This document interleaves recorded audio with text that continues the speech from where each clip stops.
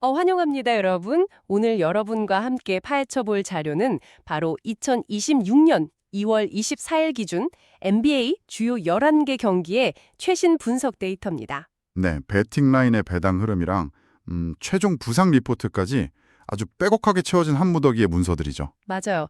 아마 바쁜 일상을 보내시면서 이 방송을 듣고 계신 여러분이라면 매일 쏟아지는 방대한 넷 레이팅 수치나 핸디캡 변동폭을 일일이 다 추적하기가 쉽지 않으실 겁니다. 사실상 불가능에 가깝죠.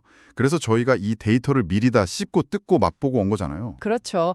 복잡한 숫자와 정보의 바다에서 여러분의 승률을 극대화할 수 있는 가장 예리하고 맛있는 인사이트만 추출해내는 것이 오늘 저희의 미션입니다.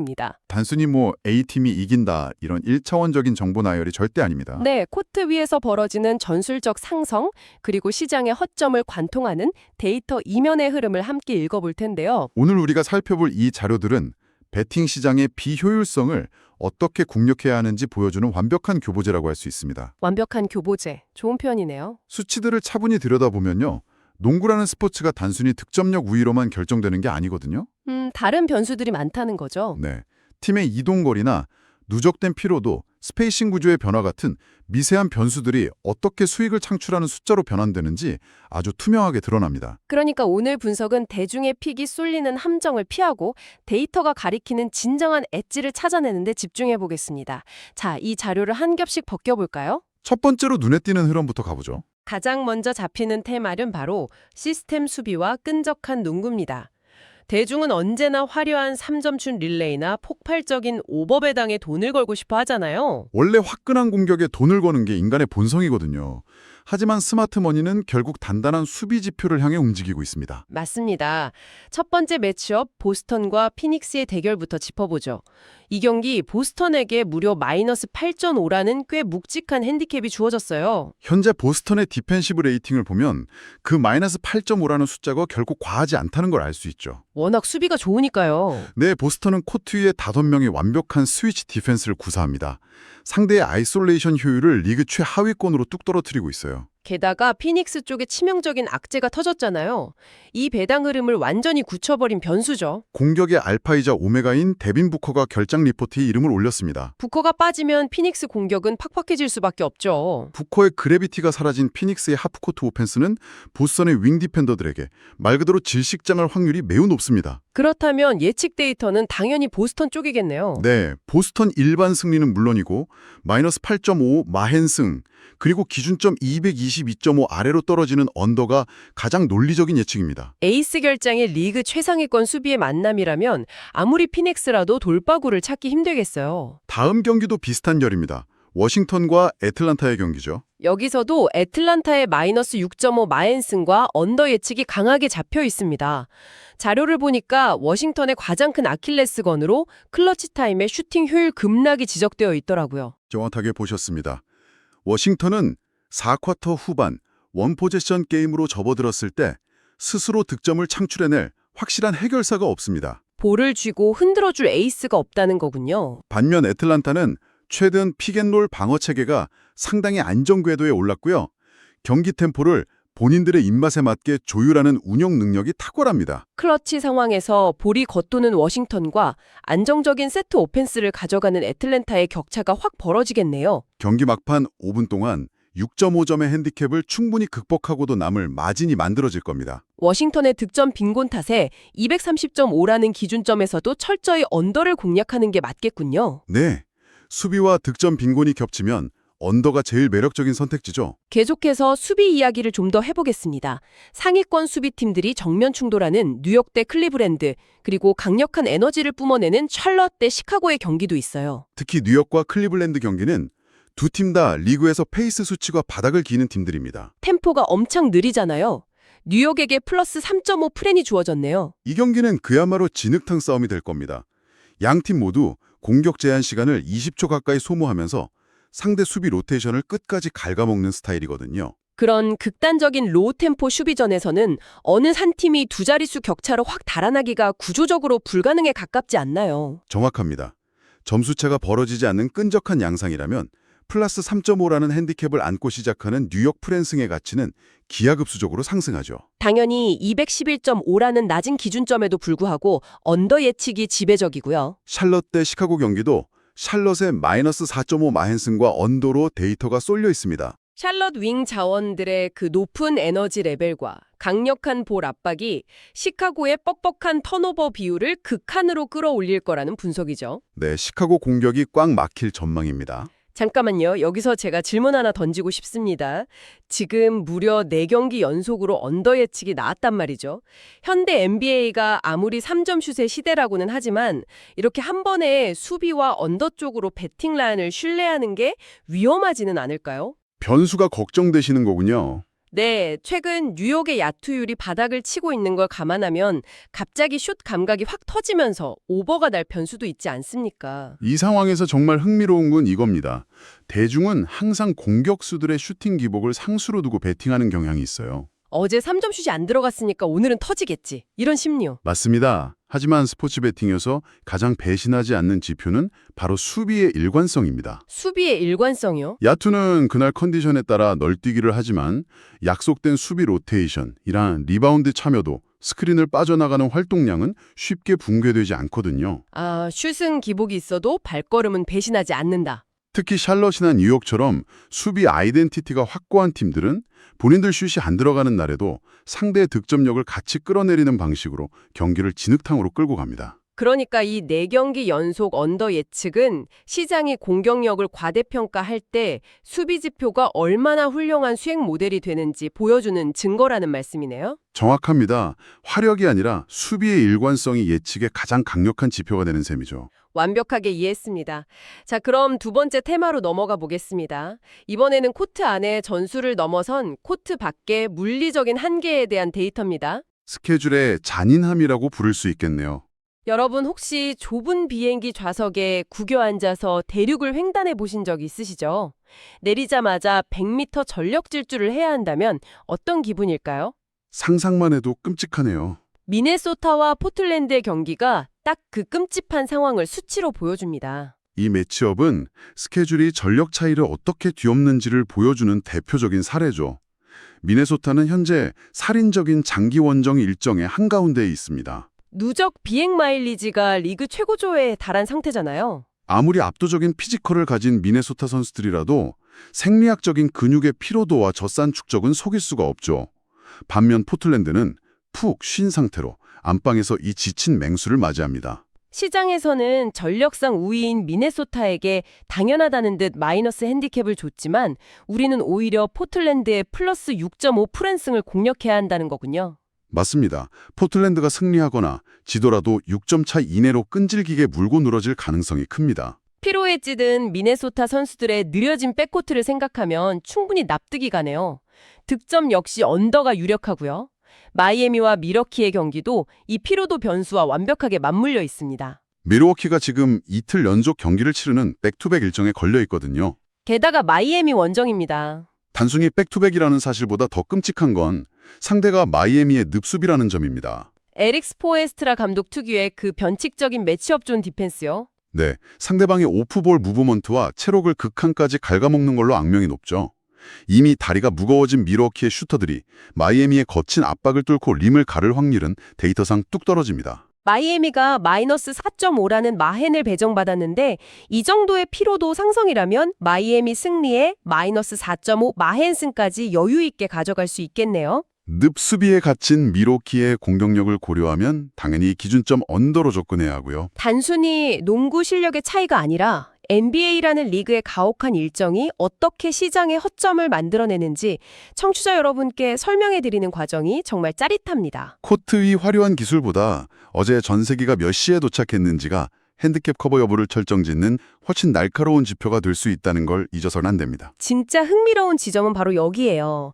지금까지는 수비와 피로도 때문에 득점이 안 나는 팍팍한 경기들을 살펴봤잖아요. 네, 그랬죠. 이제는 림이 부서져라 득점포를 가동하는 난타전, 화력전에 대한 데이터를 열어볼 차례입니다. 흥미로운 건 핵심 스타 선수가 결장하는데 예상치 못한 스페이스신이 열리면서 오히려 오버 배당을 터뜨리는 상황들입니다. 댈러스와 브루클린 경기가 대표적이네요. 카이리 어빙이 부상으로 빠졌는데 오히려 댈러스의 공격력이 브루클린을 압도할 거라는 예측입니다. 어빙의 이탈은 초면적으로 보면 엄청난 타격입니다. 하지만 댈러스 시스템에는 루카 돈치치라는 거대한 태양이 존재하죠. 어빙이 빠진 공간을 돈치치가 혼자 다 써버리잖아요. 네, 투맨 게임 파트너가 빠진 공간을 돈치치가 무려 40%에 육박하는 유세지 레이트로 온전히 지배해버리면 상황이 완전히 달라집니다. 브루클린 수비가 그걸 감당할 수 있을까요? 브루클린의 현재 드랍 커버리지 수비를 보면 돈치치 한 명의 파생 공격과 키아웃 패스를 전혀 제어하지 못하는 수치를 띠고 있습니다. 돈치치의 아이솔레이션에서 파생되는 댈러스 슈터들의 폭발적인 화력이 브루클린 수비벽을 붕괴시킬 겁니다. 원맨쇼에서 뻗어나가는 화력이 브루클린을 덮친다. 그렇다면 댈러스 승리의 마이너스 7.5라는 꽤 높은 마헨승도 가뿐히 넘기겠네요. 양팀 합산 기준점이 오버로 잡힌 이유도 댈러스의 득점 창출력 때문이고요. 반면에 골든스테이트와 뉴오리언스의 경기는 완전히 반대의 양상이 펼쳐집니다. 여기선 스테판 커리의 결장이 골든스테이트에게 화력 저하로 직결되고 있어요. 골든스테이트의 오펜시브 레이팅은 커리가 코트 위에 있을 때와 없을 때 하늘과 땅 차이를 보입니다.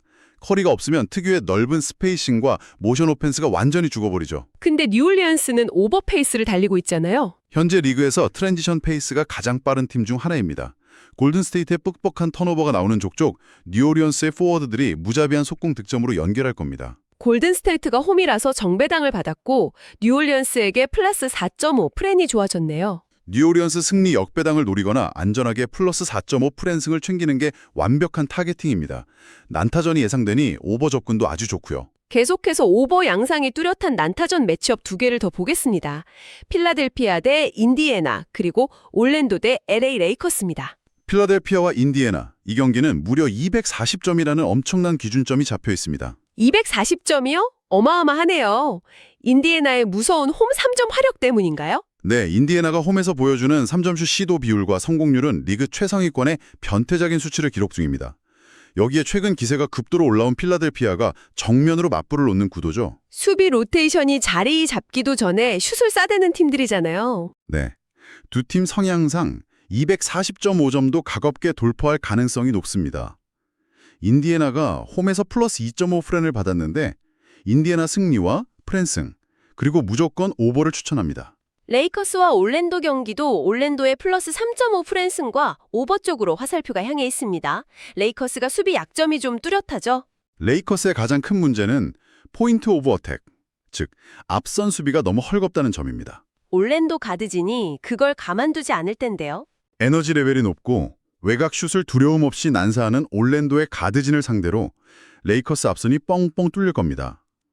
대량 실점을 헌납할 구조적 약점이 명확해요. 그래서 올랜도 승리와 오버는 아주 논리적인 귀결이죠. 자, 마지막으로 살펴볼 개결 매치업은 오클라호마와 토론토입니다. 여기선 오클라호마가 압도적인 높이 우위를 갖고 있죠. 예측 데이터는 오클라호마 승, 마이너스 9.5 마헨승, 언더입니다. 오클라호마의 챗 홈그랜 출전 시 림 프로텍팅 수치는 리그 최고 수준입니다. 반면 토론토는 최근 심각한 공격 정체 현상을 겪고 있고요. 하프코트 오펜스가 바닥을 치고 있잖아요. 홈그랜이라는 거대한 블락커를 상대로 토론토의 빈약한 림어택 빈도는 더욱 위축될 수밖에 없습니다. 이는 필연적으로 터프한 외곽슛 난발과 턴오버로 이어질 거고요. 9.5점이라는 부담스러운 기준점도 홈그랜의 수비 하나로 커버가 가능하겠네요. 네, 무난하게 마인승을 가져갈 겁니다. 그렇다면 이 모든 데이터가 의미하는 바는 무엇일까요?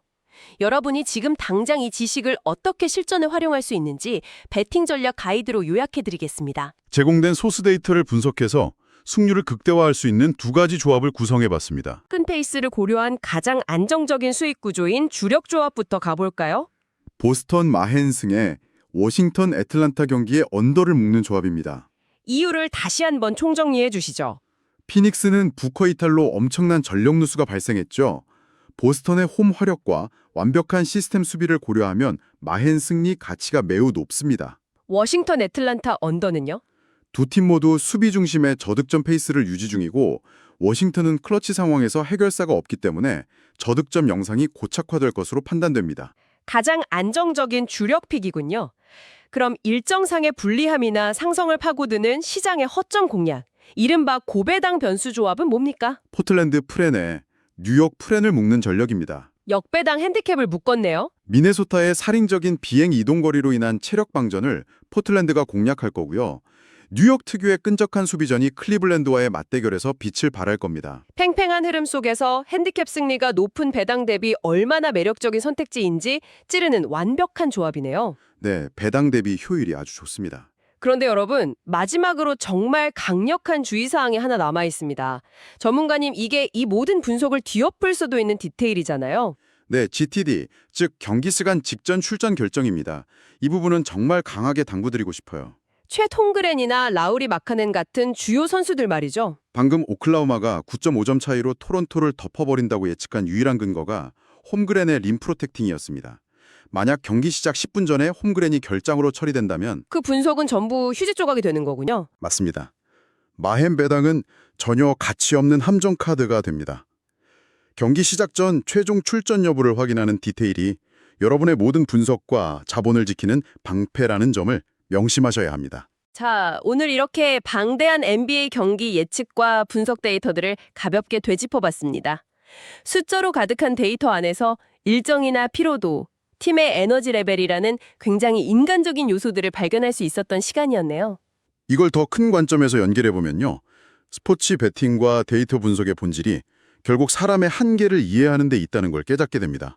기술이나 전술에만 집착할 게 아니라는 거죠. 코트 위에서 뛰는 선수들이 결국 수면 부족과 근육통에 시달리는 인간이라는 점을 인지할 때 진짜 데이터의 이면이 보이게 되는 겁니다. 오늘 너무 훌륭한 인사이트였습니다. 여러분, 오늘 방송을 마치며 이 질문을 하나 남기고 싶네요. 우리가 스포츠 결과를 예측할 때 흔히 선수들의 기술이나 감독의 전술에만 집착하곤 합니다. 하지만 오늘 보신 것처럼 누군가의 비행 마일리지나 어쨌든 경기 시간 같은 인간의 육체적 한계가 승패를 가르는 가장 결정적인 무기라면 어떨까요? 정말 섬뜩하면서도 현실적인 통찰이네요. 여러분이 응원하는 팀의 패배가 사실은 전술의 실패가 아니라 단순히 비행위에서 잠을 푹 자지 못한 결과일 수도 있다는 점 한번 생각해 보시면 좋겠습니다. 다음 경기를 보실 땐 화려한 슈폼 대신 묵직해진 선수들의 발걸음에 집중해 보시는 건 어떨까요? 시야가 완전히 달라지실 겁니다. 오늘 준비한 심층 분석 시간은 여기까지입니다. 저희는 다음 자료 탐구 시간에 더 흥미롭고 뇌를 짜릿하게 자극하는 데이터와 함께 돌아오겠습니다. 함께 해주신 여러분 고맙습니다.